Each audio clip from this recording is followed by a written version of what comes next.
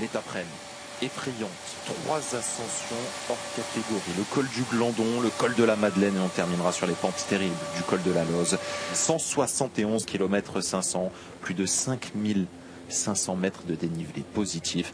Ça ne va pas débrancher, c'est le Tour de France, la 18e étape de la 112e édition. Installez-vous confortablement, on s'occupe du reste. Les coureurs se chargent, eux, du spectacle et il va y en avoir aujourd'hui.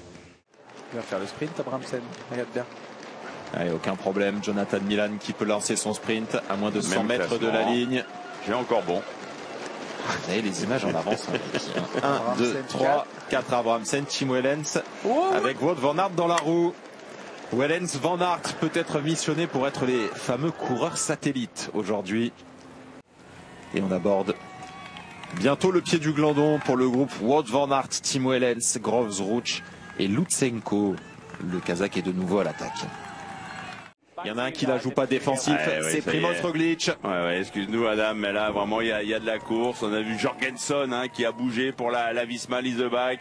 Et là, Primož Roglič à plus de 125 km de l'arrivée. Dans le premier col du jour, attaque de Roglič. Et ça c'est du panache. Celui qui ce matin est 5e du classement général décide d'attaquer. Wout van Aert a retrouvé Jorgenson et dans la roue Félix Gall, Lenny Martinez, des coureurs classés. Tim Wellens sur le point d'être repris par le duo Armirail-Gall qui emmène ce groupe où l'on retrouve également Matteo Jorgenson, Andreas Leknesund et surtout Primož Roglič, 5e du classement général. Alors il est très loin de Tadej Pogačar, néanmoins le Slovène se découvre très loin de l'arrivée. Ce qui va aller faire les points à Rensman. Oui. Ouais, Martinez l'a compris. Sprint long tenté par Thymen Arensman. Lenny est plus juteux. Bon bah ça va quand même, on était un petit peu inquiet, mais être capable de faire un tel sprint face à Arensman au sommet du Glandon. Au Glandon, on est rassuré sur la conduction du coureur de la Bahreïn. Et 20 points tombent dans l'escarcelle donc de Lenny Martinez, 15 dans celle d'Arensman. Bon bah voilà, jonction. Bravo Bruno. Impérial. Ah oui. Ah mais il faut aller jusqu'en haut Bruno maintenant. Bon après, quand vous êtes dans la position de Bruno Armirail, c'est vrai un très bon grimpeur, mais c'est pas non plus le meilleur grimpeur du peloton du Tour. Et je pense qu'il est dans un état euphorique. Il revient sur Jorgenson, Arensman.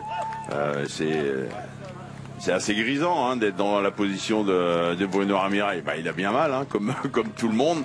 Aïe aïe aïe. Mais un peu plus fort, aïe aïe aïe. Aïe aïe aïe. Kevin Vauquelin qui fait nom de la tête. Ses deux équipiers derrière lui. Jordan Jegat juste devant. 6e du classement général ce matin. On rappelle que le 5e Primož Roglič est à l'avant.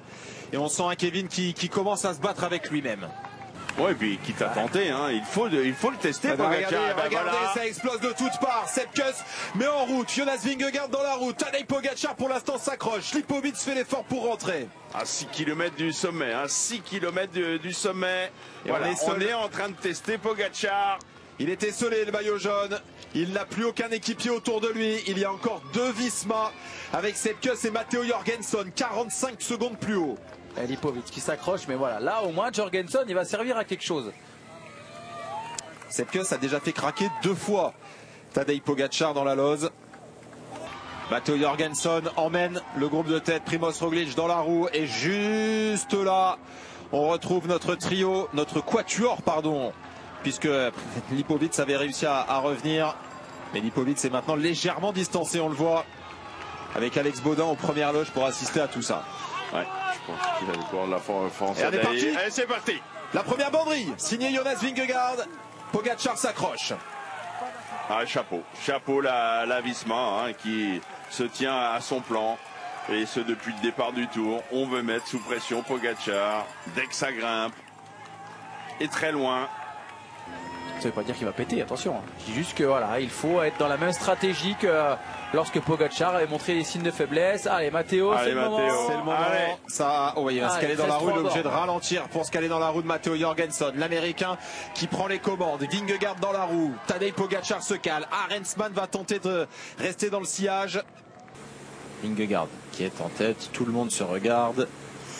Partie de poker menteur. Évidemment, Tadej Pogačar n'a aucun intérêt à passer. Et regardez, ça donne des idées avec Ben O'Connor qui attaque, qui saisit ce moment, suivi tout de suite par Einar Rubio.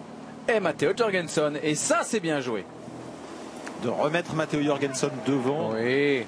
On renvoie une deuxième fois le coureur satellite. Non, mais c'est très très bien joué. C'est très bien joué déjà de la part de Ben O'Connor également, d'anticiper. Mais puisque derrière, qui va rouler entre Roglic, Gall, Pogačar et Vingegaard? On va forcer Roglic à rouler pour la troisième place. Normalement, il faudrait se parler. Et on se dire, on y va, on leur fait pas prendre une minute quand même. Attention, Jonas Vingegaard qui se replace dans la roue de Félix Gall. Ça va permettre à Lipovic de rentrer sur le groupe maillot jaune, de rentrer sur Primož Roglic. Ils sont juste là, mais un écart est créé.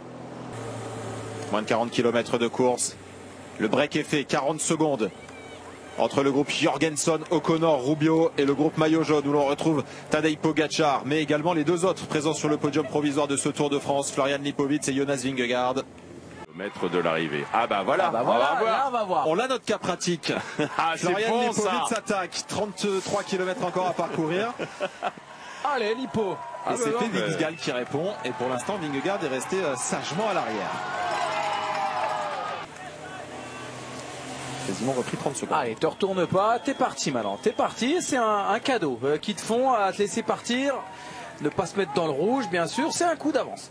C'est un coup d'avance qu'il est en train de prendre. Si devant, effectivement, Jorgensen se relève pour essayer d'emmener Vingegaard, ben voilà, ça fait un de moins. O'Connor et Rubio, s'ils ont anticipé, ils étaient dans l'échappée. C'est parce qu'ils sont un petit peu dans le dur. Le troisième meilleur grimpeur, c'est lui, c'est Lipovic.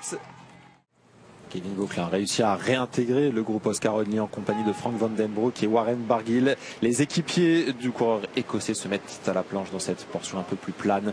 Dans un peu plus de 1,5 km maintenant, on abordera le col de la Loze et on fait du surplace dans le groupe maillot jaune. 2,42 de perdu en moins de 10 km avec ce trio de tête. Comme Simon Yates. Oh bah là. Attends, prenez les roues quand même. Ah ouais, le train pique-nique post-NL n'attend pas. Van Den Broek roule comme un fou, Barguil dans la roue, Oscar Onley. Et on s'accroche maintenant pour Vingegaard et Pogačar. On les a attendus. Voilà, on les a attendus. On voulait que Kevin soit dans le match pour la victoire. Tout est à refaire. La logique, là, voilà. Mais on a un quart d'heure d'avance, on le dit aux téléspectateurs sur l'image. On ne jouera pas la victoire d'étape pour Matteo Jorgensen qui va servir une nouvelle fois de coureur satellite et qui se laisse décrocher gentiment, qui va essayer de récupérer, recharger, si tant est que ce soit possible, légèrement les batteries. Non mais on joue pas la deuxième place, donc il va rouler avec Lipovic. Non, j'ai dû dire une bêtise.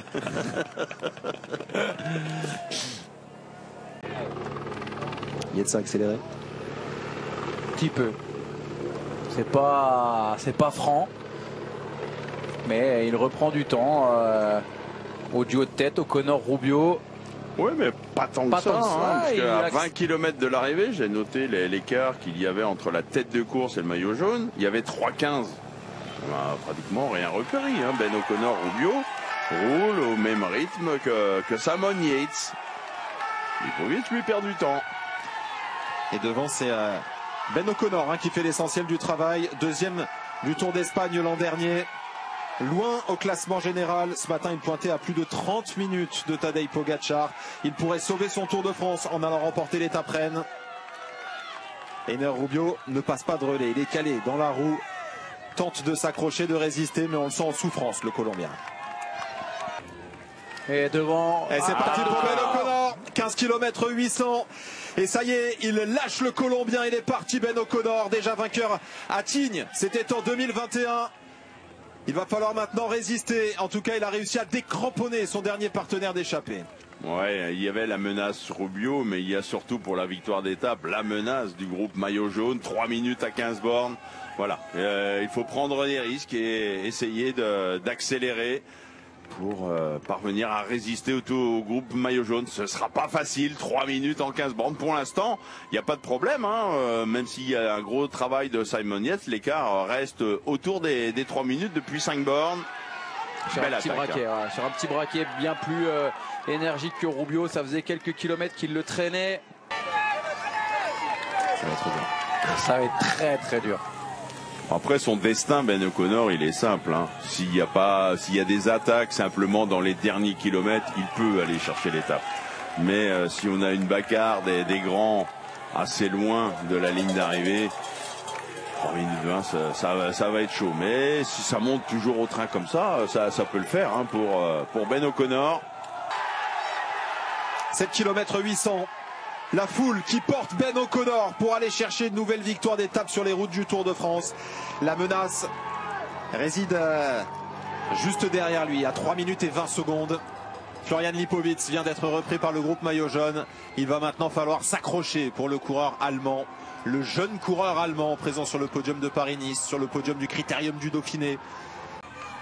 Au service évidemment du maillot jaune. C'est dur, ça va commencer à coincer pour Florian Lipowitz, 3e du classement général. Oscar Onley est bien placé devant. On rappelle qu'il y a 2 minutes entre ces deux coureurs. Le podium est en train de se jouer. L'incertitude qui demeure pour cette 3e place. Et regardez Adam Yates. Adam Yates, c'est pile dans la cible. Il fallait être là. Il fallait être dans cette étape avec les 5 meilleurs coureurs du classement général pour rouler pour son leader. Et il est là, Adam Yates.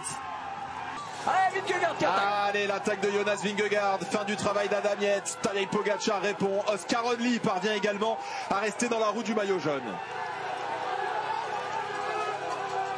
Le sursaut du désespoir pour Jonas Vingegaard. Il veut contrer, mais il n'y a pas de place. Il n'y a pas de place. Il n'y a pas de place. C'est pas assez large. C'est un risque, hein, de doubler Vingegaard, hein. Et avec votre guidon, vous touchez un bras d'un spectateur, un drapeau, un appareil photo, un téléphone.